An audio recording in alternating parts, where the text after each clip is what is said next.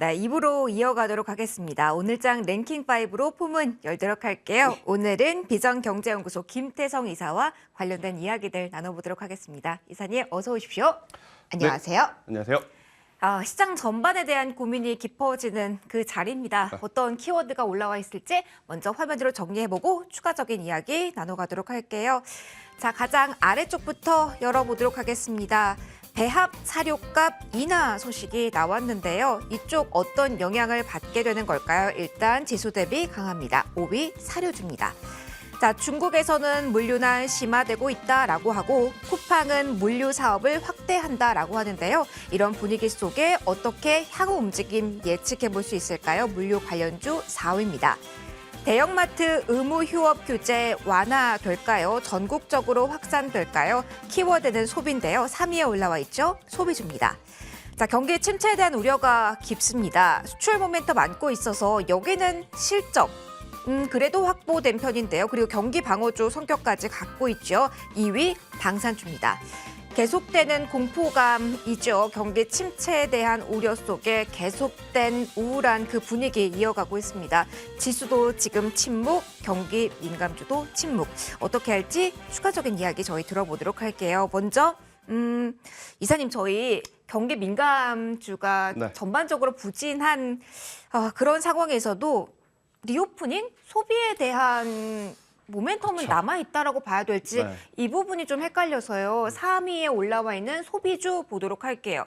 자, 오늘만큼은 헤드라인 쯤 걸려있는 것처럼 대형마트 의무 휴업 규제 전국적으로 완화되는지 여기에만 포커스를 맞춰서 움직인다라고 봐야 되는 걸까요? 소비주 흐름 먼저 점검 부탁드려요.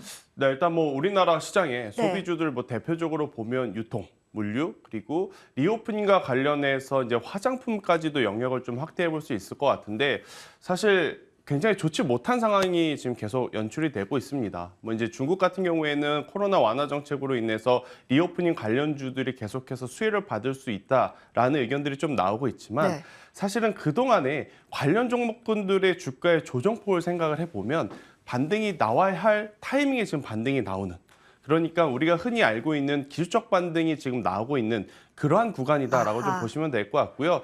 그러니까 많은 투자자분들이 동일하게 생각하는 게 딱 하나가 있습니다. 여기서 더 나빠질 만한 이유는 없지 않겠느냐.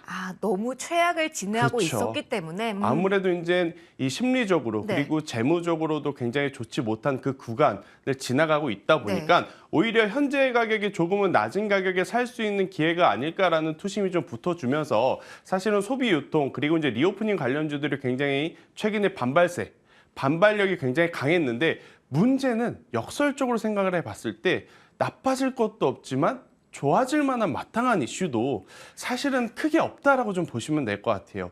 우리가 연말하면 소비 시즌이라고 보통 알죠. 왜냐하면 미국에서는 이 블랙 프라이데이 원데이 같은 혹은 사이버 원데이 같은 그러한 이야기들이 좀 있고, 우리나라도 크리스마스 시기에 아무래도 소비가 좀 많아질 가능성이 높다 보니까 이러한 소비 유통 관련주들이 원래는 시장 대비해서 굉장히 좋은 퍼포먼스를 보이긴 하나 결국 이것도 일시적, 단기간의 모멘텀일 가능성이 지금 높다라는 거죠. 그러다 보니까 관련주들이 올라가곤 있으나 이 주가의 이 상승 탄력을 더 보태줄 만한 뉴스가 없기 때문에 저는 조금은 더 기다려봐야 되지 않을까라는 조심스러운 한번 이야기를 드려보도록 하겠고요. 대신에 지금은 지수 플레이보다 개별 종목 혹은 개별 섹터에 따라서 좀 다른 방향성을 보이고 있는데, 저는 소비 유통 안에서 음식료 업종은 그래도 한번 또 체크를 해봐야 되지 않을까 생각이 듭니다. 그러면은 저희가 소비 키워드에서 음식료로 넘어가게 된다면 경기 방어주, 그러니까 시장의 이런 침체적인 분위기 속에서도 그래도 자유로운 쪽에서 기회를 보시는 거라고 저희 봐야 되나요? 그러니까 이제 우리가 이마트에 대한 이야기, 의무 휴업에 따라서 굉장히 많은 소비 제품들의 이제 방향성이 좀 달라지겠지만 그 안에서 음식료 업종은 조금 다른 색깔을 가지고 있죠. 방금 앵커님께서 짚어주셨다시피 이 음식료 업종은 대표적인 경기 방어주입니다. 그러니까 지수가 좋지 않을 때 오히려 지금처럼 올라가는 모습들을 좀 보일 수 있고, 여기에 단순히 그냥 경기 방어주라서 제가 관심을 갖자 이건 아니에요. 한 가지 중요한 포인트는 바로 실적입니다. 아니 왜 다른 기업들은 실적이 좋지 않은데 음식료 업종에 대해서 실적을 좋게 보느냐?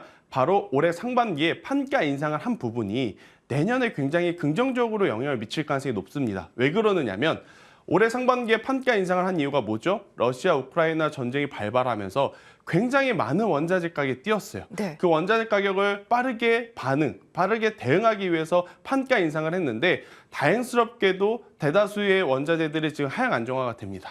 여러분들도 아시다시피 가격 올릴 때는 금방 올려요. 하지만 내릴 때는 거의 내리지 않잖아요.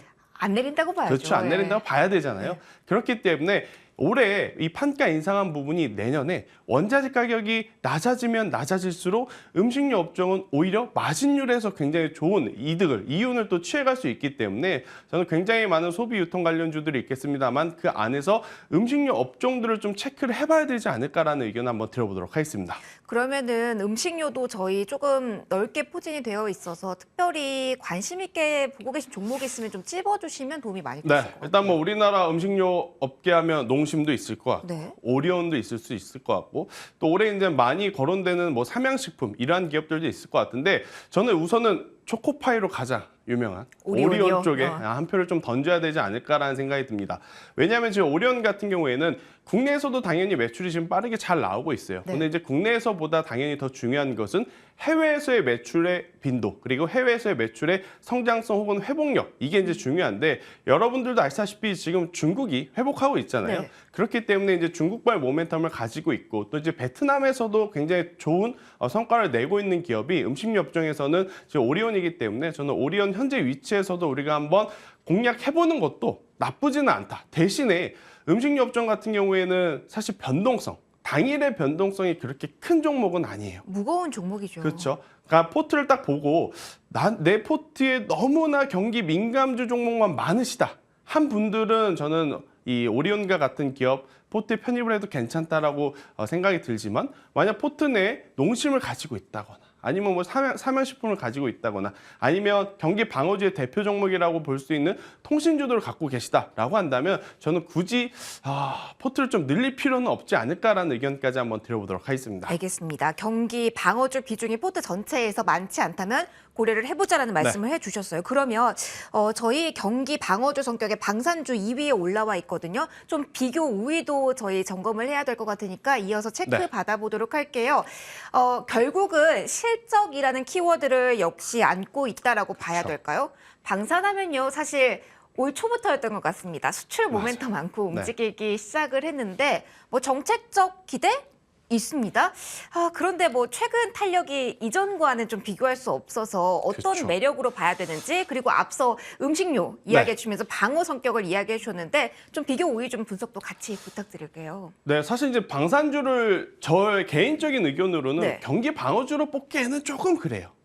실적주로서의 면모가 더 저는 강하지 않을까라고 이제는 생각이 듭니다. 그러니까 올해 기조가 많이 바뀐 거죠. 눈에 보이는 실적이 정말로 찍혔고 특히나 이제 국내에서의 판매뿐만이 아니고 해외 수출로가 지금 뚫렸기 때문에 그로 인해서 실적의 성장성 충분히 안고 가도 괜찮은 것이 이제 방산주다라고 좀 말씀드려 보면서 일단 우리나라는 분단 국가입니다. 아쉽게도 그렇기 때문에 매년 방산에 들어가는 금액은 유지 혹은 늘어날 수밖에 없을 것 같고요. 지금 유럽 또한 아무래도 올해 터진 이제 러시아 우크라이나 사태로 인해서 이 방산 쪽에 들어가는 비용 예산이 앞으로 계속 늘어날 가능성이 높다라고 좀 보시면 될 것 같아요. 그렇기 때문에 높아진 예산은 왜 높게 잡겠습니까? 당연히 무기를 사기 위한 거죠. 그럼 또 우리는 이제 무기를 파는 입장에서는 당연히 좋은 지금 업황 환경이다라고 좀 볼 수가 있을 것 같아서요. 전 방산주 같은 경우에 대규모 수출에 대한 뉴스가 더 필요하긴 합니다.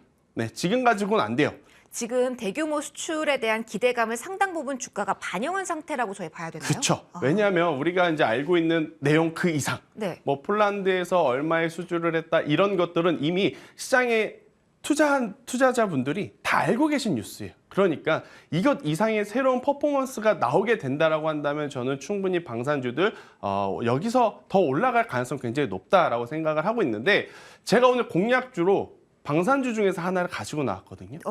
네, 그래서 이제 추가적으로 이제 방산주에 대한 이야기는 공약주 이야기하면서 조금 더 드려보도록 하겠습니다. 알겠습니다. 근데 요것만 하나만 네. 질문 드릴게요. 방산주와 우주항공은 어떻게 보면은 같이 갈 수 있는 그렇죠. 키워드잖아요. 네. 지금 상황에서 우리가 주목해야 될 것은 방산주, 그 안에서의 수출, 실적 모멘텀입니까? 아니면 우주항공과 관련된 뉴스가 될 수 있을까요? 일단은 저는 실적 모멘텀이 더 중요하다 생각이 듭니다. 네. 이것은 비단 방산주에만 해당되는 것이 아니고 우리나라 시장 혹은 전체 글로벌 시장에서 지금 가장 우려하는 부분은 뭐냐면 경기 침체가 올 것이냐 아니면 오지 않을 것이냐의 문제예요. 그런데 이것을 판단하는 기준점은 결국 기업의 실적일 가능성이 높습니다. 그래서 뉴스라든지 모멘텀 테마도 물론 중요합니다만 이제는 앞으로 대다수의 기업들의 실적의 방향성을 두고 주가가 올라갈 수 있는 여력이 있는 것인지 아니면 잠시 소외를 받을 것인지 결정이 될 가능성이 높기 때문에 저는 그 어느 때보다도 방산 쪽에서도 실적을 좀 잘 체크해야 되지 않을까라는 의견 드려보도록 하겠습니다. 그리고 원픽에서 추가적으로 방산주 어떻게 투자 포인트 잡아볼지 이야기는 이어가도록 하겠습니다. 저희 기다리는 중에 1위는 봐야겠죠. 경기 침체에 대한 우려가 깊습니다. 지금 시장 자체를 보면서 오후에 너무 많이 흔들린다. 그리고 금리 관련 이슈가 오늘 많아요. 중국 그렇죠. 쪽에서도 있었고 그리고 일본 쪽에서도.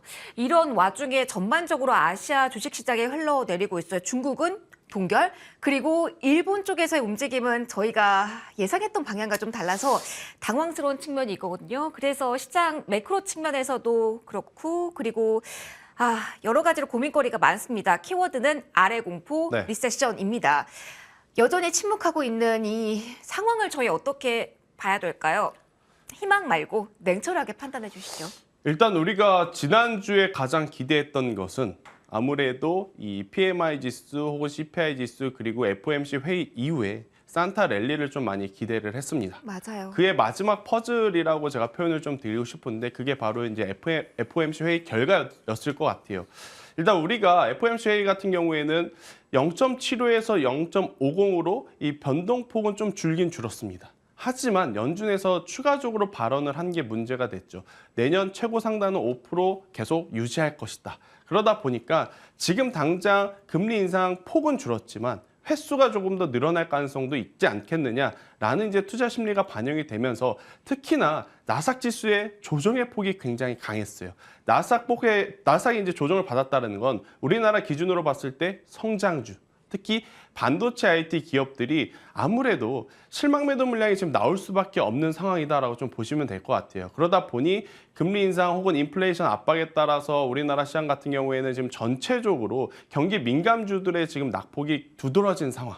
특히나 일단 우리나라 삼성전자라든지 SK하이닉스는 일단 지수에 좀 편중되는 비중이 많아요. 그래서 조금 별도로 좀 봐야 될 것 같은데 우리가 조금 기대를 했던 부분은 반도체 IT가 굉장히 좋지 않았을 때 시장을 방어해줬던 쪽이 자동차 혹은 2차 전지 쪽이었던 것 같습니다. 맞아요. 그런데 지금 오늘 같은 경우에는 현대차, 기아가 또다시 전저점을 이탈하는 모습을 좀 보이다 보니까 자동차 관련주들에 대해서 많은 분들이 좀 고민이 깊어질 수밖에 없는 상황일 것 같습니다. 이게 저희가 네. 직면하고 있는 이슈가 이제 악재는 다 반영됐다라고 저점을 형성할 수도 있는 뉴스일까요? 아니면은 그 저점 없이 내려갈 수밖에 없는 재료일까요? 시간이 조금 필요하다라는 얼마큼요? 생각이 듭니다. 자, 한번 우리가 가격적으로 좀 계산을 해보자라는 의견을 좀 드리고 싶어요. 일단 당장 다음 달부터 이제 우리나라 이 전기차를 구매를 할 때 보조금 지급을 못 받습니다.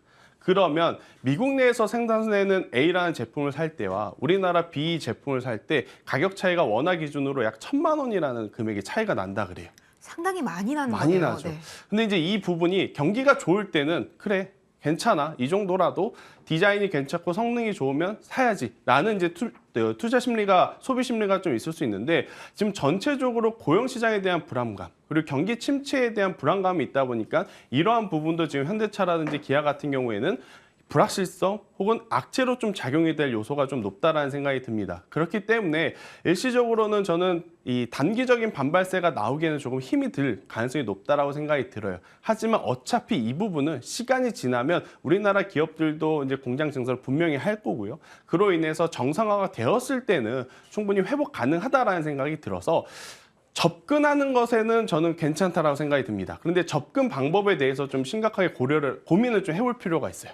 시간의 여유가 있어야 한다라는 전제 맞아요. 조건. 시간의 여유 그리고 분할 매수를 한다라는 전제 조건 하에 현대차라든지 기아 혹은 자동차 부품주들 저는 현재 위치부터 네. 매수해 보는 거는 굉장히 좋지만 자 지금 이 정도 빠졌으니까 단기 반발세 나올 거야.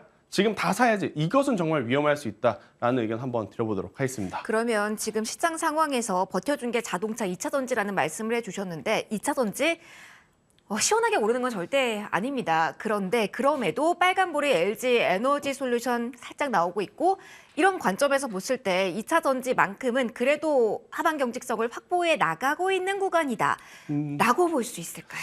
그렇게 볼 수는 있는데 또 반대로 여기서 또 강하게 올라가기에도 굉장히 나쁘지도 지지부진해. 않지만 또 좋지도 않다. 그렇죠. 네, 그런 이야기 한번 들어보도록 하겠습니다. 알겠습니다. 2차 전지의 흐름까지 저희 정리 받아봤습니다.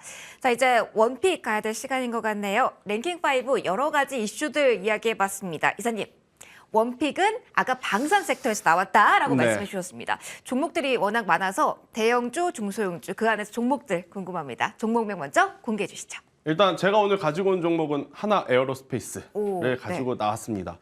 일단 대다수의 방산주들 실적이 잘 나오고 있는데 그중에서도 지금 하나 에어로스페이스 같은 경우에는 이제 폴란드에 수출을 하면서 굉장히 또 많은 이 실적에 대한 성장성을 이제 보여줬기 때문에 저는 그에 따른 불확실성이 굉장히 많이 감소되어 있다라고 좀 보시면 될 것 같고요. 최근에 또 한화그룹이 대우조선해양을 이제 인수 진행하게 되었죠. 그로 인해서 지금 아무래도 우주항공이라든지 항공 쪽에만 좀 집중되어 있던 이제 방산 산업을 육지라든지 해상 이쪽으로도 이제 조금씩 영향력을 넓혀갈 가능성이 굉장히 높다라고 좀 보시면 될 것 같아요. 그래서 저는 하나 에어로스페이스가 다른 기업들보다 조금은 더 좋지 않을까라는 의견 한번 드려보도록 하겠고요. 사실 기업이 기업을 인수함에 있어서 가장 큰 리스크는 돈입니다. 그렇죠. 그래서 일각에서는 이 인수합병으로 인해서 물음표다, 맞아요. 부담이 있을 수도 있다라는 분석을 내놓기도 해서 근데 이사님은 긍정적인 모멘텀을 보시는 거죠. 왜냐하면 폴란드 수출하면서 받은 계약금이 있습니다. 아하. 그 계약금으로 충분히 대우조선해양 인수하는 이 증자에 참여할 여유가 지금 있기 때문에 저는 이 부분에 대한 리스크도 많이 줄어들어 있는 상황이라서 하나 에어로스페이스 같은 경우에는 현재 구간도 굉장히 매력적으로 좀 판단을 드릴 수 있을 것 같고요. 가격적으로 봤을 때는 6만 원이라는 가격대가 이탈되지 않는다라는 전제 하에 계속해서 모아가시는 전략 굉장히 유효하다. 그리고 여기서 이제 상승을 하게 된다라고 한다면 단기적인 흐름보다는 조금 긴 호흡 관점으로 봤을 때 저는 10만 원이라는 목표가까지도 우리가 가져가 볼 수 있지 않을까라는 의견 한번 드려보도록 하겠습니다. 알겠습니다. 목표가 10만 원까지 제시를 해주셨습니다. 그런데 조금 장기적으로? 네. 알겠습니다. 자, 원픽까지 들어봤고요. 랭킹5 시간은 여기서 마무리 짓도록 하겠습니다. 지금까지 비전경제연구소 김태성 이사와 이 시간 함께 꾸려봤습니다. 이사님 오늘 말씀 고맙습니다.